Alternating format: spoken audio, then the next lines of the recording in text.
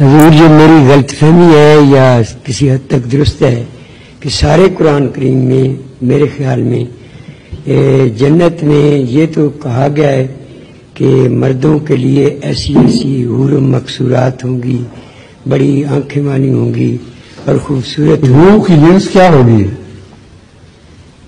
حور پاک.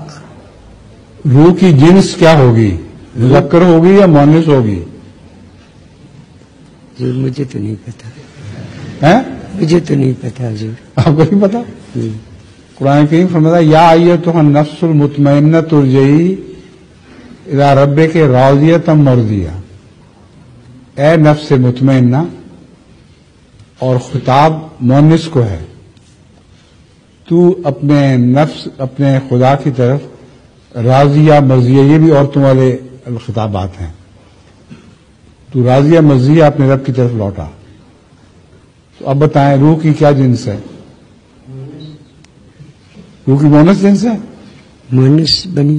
لیکن فادخلی فی عبادی وادخلی جنتی، یہ سب ہی پڑھیں. اللہ تعالیٰ فرماتا ہے بس تو میرے بندوں میں داخل ہو جا. تو اس کا مطلب یہ ہے کہ اس آیت نے یہ مسئلہ حل کر دیا، روح کی کوئی جنس نہیں ہے. ایک طرف اس کو مؤنث قرار دیا جا رہا ہے، دوسری طرف فرمایا جا رہا ہے میرے بندوں میں داخل ہو جا. تو اس نے سارے مسائل حل کر دیے. روح کی کوئی جنس نہیں. جنسیت میں ایسی باتیں ہیں جو روح کے ساتھ تعلق نہیں رکھتی. اس لیے مردوں کی روح ہو یا عورتوں کی روح ہو، سب کو حوریں ملیں گی.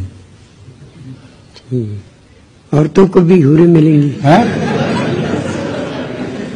کیا؟ عورتوں کو حوریں ملیں گی. ہاں اور کیا؟